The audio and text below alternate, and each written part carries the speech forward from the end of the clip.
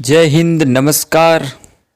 मेरे राजस्थान के आने वाले प्रशासनिक अधिकारियों को मेरा हार्दिक अभिनंदन। अगर आपने पढ़ाई शुरू कर दी है तो आपका स्वागत है। आज के इस वीडियो में हम जो राजस्थान के सामान्य ज्ञान है उसका पहला पार्ट शुरू करने जा रहे हैं।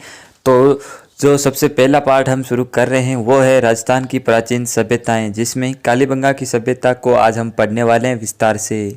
और अगर आप राजस्थान पुलिस, पटवा, रीट, वनपाल, वन रक्षक, राजस्थान ग्रुप डी, हाईकोर्ट और एलडीसी वगैरह की तैयारी करते हैं तो ये जो टॉपिक है वो आपके सिलेबस में दिया हुआ है और बहुत ही महत्वपूर्ण टॉपिक है। तो बड़े अच्छे और सरल तरीके से हम जो सभ्यताएं हैं उसको पढ़ने वाले हैं। अगर आप पहली बार भी पढ़ रहे हैं तो समझ में आ जाएगा आपके। तो दोस्तों चलिए स्टार्ट करते हैं आज का वीडियो। तो सबसे पहले दोस्तों मैं आपको बता देता हूँ कि सभ्यताएं आखिर होती क्या है और हम इनको क्यों पढ़ते हैं। तो जैसा कि दोस्तों आपको पता है कि किसी भी जो देश की संस्कृति और इतिहास को जानने का सबसे बड़ा स्रोत होता है वो होता है वहाँ पर स्थित सभ्यताएं।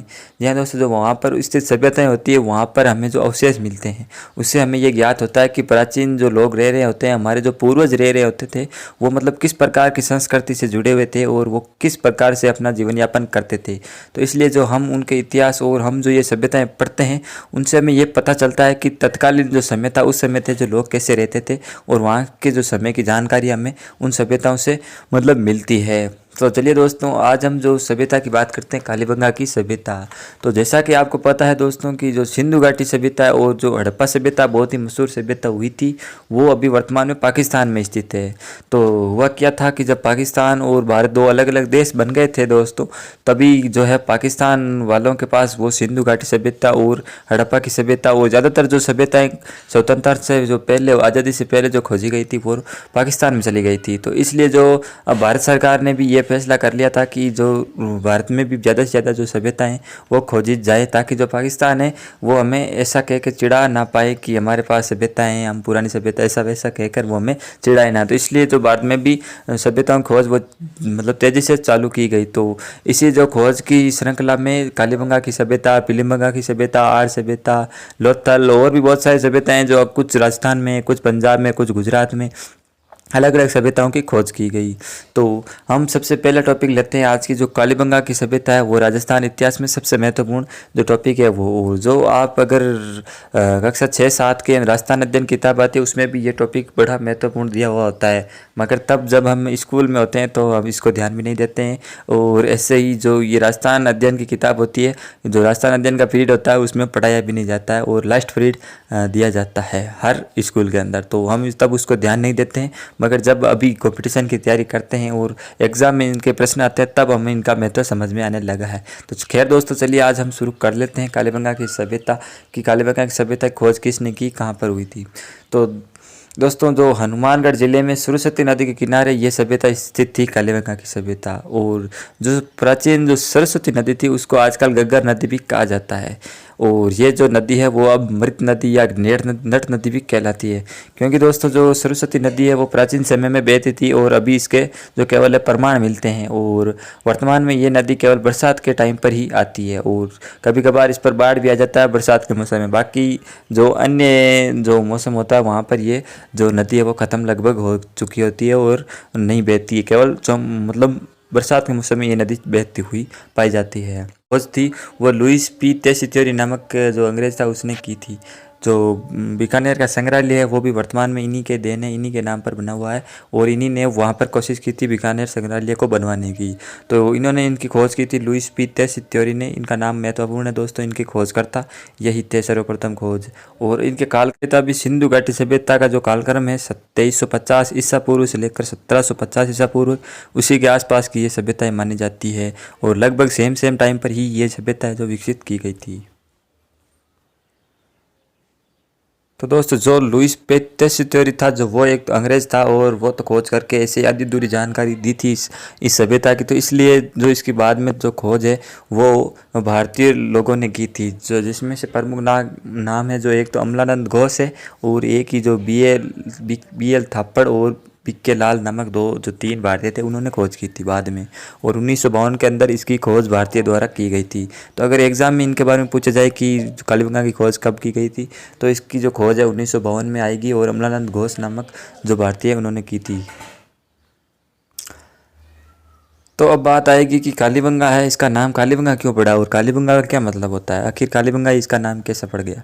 तो दोस्तों, कालीबंगा का मतलब होता है काली चूड़ियाँ, और जो काली तो काली रंग होता है, और बंगा यानी जो मारवाड़ी में होता है उसको कहते हैं चूड़ियाँ, बंगा यानी चूड़ियाँ। तो इस प्रकार जो है इसके यहाँ पर जो बहुत सारे जो अवशेष मिले हैं काली चूड़ियों के, और कुछ काले जो मृदबाण मिले हैं, कुछ काले बर्तन मिले, तो इस प्रकार इसका नाम है जो कालीबंगा कर दिया गया है। और एक सभ्यता और है राजस्थान में जिसको पीलीबंगा की सभ्यता कहते हैं। तो जो पीलीबंगा इसलिए कहते हैं उसको कि वो पीलीबंगा है, उस वहाँ पर पीली चिड़ियों के अवशेष मिले। तो इस प्रकार कालीबंगा और जो पीलीबंगा है वो सेम सभ्यताएं हैं, मतलब एक जैसे अवशेष वहाँ पर मिले हैं, तो इसलिए इनका नाम पीलीबंगा कालीबंगा पड़ गया है। और अब बात करते हैं दोस्तों, ये जो आप सभ्यता देख रहे हैं वो कालीबंगा की सभ्यता है, कुछ ऐसी प्रकार की दिखती थी। तो ये खुदाई करने के बाद ऐसी दिखती थी जो आप इमेज देख रहे हैं। और अभी वर्तमान में अगर आप यहाँ पर देखने जाओगे हनुमानगढ़ जिले के आसपास, तो वहाँ पर अभी ये बंद कर दिया गया है, और आपको देखने के केवल संग्रहालय देख सकते हैं, बाकी ये ऐसा कैसा आपको अभी नहीं मिलने वाला है। ये जब खोज की गई थी तब ऐसा यहाँ पे दिखाया गया था, मतलब पहले ऐसी विकसित हुई थी, ऐसा अनुमान यहाँ पे बताया जाता है। तो अब बात करते हैं कालीबंगा सभ्यता की प्रमुख विशेषताएं जो रीट वगैरह में पूछ जाती हैं, आरएस लेवल के, वहाँ पर डायरेक्ट जो सभ्यता की विशेषताएं पूछ जाती है। और जब एग्जाम में छठी सातवीं के एग्जाम में आता है तो हम वहाँ पे स्किप कर देते थे, और कभी कभी किसी स्कूल में एग्जाम होता था राजस्थान अध्ययन का, किसी में नहीं होता था, कभी कंप्यूटर का होता। अगर आपको पता है, आपको याद है, तो आप मुझे कमेंट बताना कि आपके राजस्थान अध्ययन का एग्जाम होता था या नहीं होता था। हमारा तो कभी होता था, कभी नहीं होता था। तो कालीबंगा सभ्यता की पहली विशेषता दोस्तों जो सिंधु घाटी सभ्यता के लगभग समकालीन थी, और जो सिंधु घाटी एक नगरीय सभ्यता थी, तो कालीबंगा भी एक नगरीय सभ्यता थी। यानी कि यहाँ के लोग जो है वो नगर की तरह जीवन जीते थे, गाँव की तरह जीवन नहीं जीते थे। और यहाँ पर जो खुदाई हुई है उसके बाद यहाँ पर लोहे और कांसा दोनों प्रकार के उपकरण मिले, इसलिए इसे लोहे युगीन या कांस्य युगीन सभ्यता भी कहते हैं। जो लोहे के बड़े होशियार थे यहाँ के, और मतलब उपकरण बना लेते थे लोहे से और कांसे से मिलाकर, दोनों से। तो इस प्रकार इसको लोहे युगीन या कांस्य युगीन की सभ्यता भी कहा जाता है। अब 1961 में जो बीवी लाल है और बीके थापड़ है, इन्होंने खुदाई करवाई थी। तो वहाँ पर क्या है कि उन्हें जो यज्ञ की वेदिकाएँ और हड्डियों के अवशेष मिला है, जिससे कि अनुमान इन्होंने ये लगाया कि यहाँ पर शायद बलि प्रथा विद्यमान थी, और लोग जो बलि देते थे यज्ञ वगैरह करवाया करते थे। तो ये इसकी पहली दूसरी विशेषता थी। तो अब अगली विशेषता है कि कालीबंगा के लोग जो है मकानों और नालियों का निर्माण भी सुनियोजित तरीके द्वारा करते थे, और यहाँ पर इतनी सड़कें मतलब इतनी अच्छी विकसित थी कि 90 डिग्री के कोण पर आपस में काटती थी, और समकोण पर काटती थी, और मतलब एक जो है पट्टी बनाती थी यहाँ से, और जो व्यवस्थित व्यवस्था यहाँ पर विकसित हुई। इसके बाद जो यहाँ के मकान बनाए गए थे वो लगभग जो कच्ची ईंटों से बनाए जाते थे, इसलिए इसको दीनहीन बस्ती भी कालीबंगा को कहते हैं राजस्थान की। और जो मकान बनाते थे वो उस पद्धति को ग्रीक पद्धति या ऑक्सफोर्ड पद्धति या जाल पद्धति भी कहा जाता है। और जो ईंटें थी यहाँ पे काम में ली जाती थी, उसका जो साइज़ है वो अलग अलग गाइड में अलग अलग दिया होता है। तो आप इसको ये मान सकते हैं 30 गुणा 15 गुणा 7.5, यानी कि आधे से आधे आधे। तो इस प्रकार ये इनका साइज़ था। और यहाँ के जो मकान होते थे वो बड़े अलंकृत और सजावटी द्वारा सुंदर होते थे। तो ये लोग जो कालीबंगा के लोग होते हैं वो स्नानघर और जो मकानों में जो लकड़ी की बनी हुई नालियाँ था उनका प्रयोग करते थे जल के निष्कासन के लिए। यानी कि अब इससे अंदाज़ा ये लगाया जाता है कि ये लोग जो जल के निष्कासन और काफ़ी ज़्यादा परिचित थे जल निष्कासन के बारे में। और जो विश्व का सबसे पहला जूता हुआ खेत है वो यहीं पर कालीबंगा सभ्यता में मिला है। यहाँ के लोग खेती भी करते थे, यानी गेहूँ और चावल की जो खेती है या जौ की खेती है ये लोग करते थे। उसके बाद जो तत्कालीन समय की शल्य चिकित्सा यानी जो ऑपरेशन वगैरह होते थे वो कहीं पर भी ऑपरेशन के अवशेष उस समय नहीं मिले, केवल कालीबंगा सभ्यता में ही शल्य चिकित्सा के अवशेष मिले हैं। ये अवशेष कैसे मिले? खोपड़ियों में मतलब ऐसे कुछ चीर फाड़ की हुई होती है और यहाँ पे कुछ ऐसे उपकरण भी मिले हैं जिससे शल्य चिकित्सा के प्रमाण मिले हैं यहाँ पर कालीबंगा में।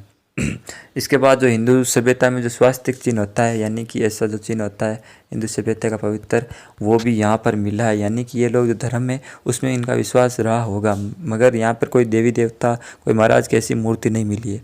तो शायद ये आस्था तो थी इनकी, मगर ये किसी भी देवी देवताओं में इनका विश्वास नहीं होगा या अस्तित्व नहीं होगा।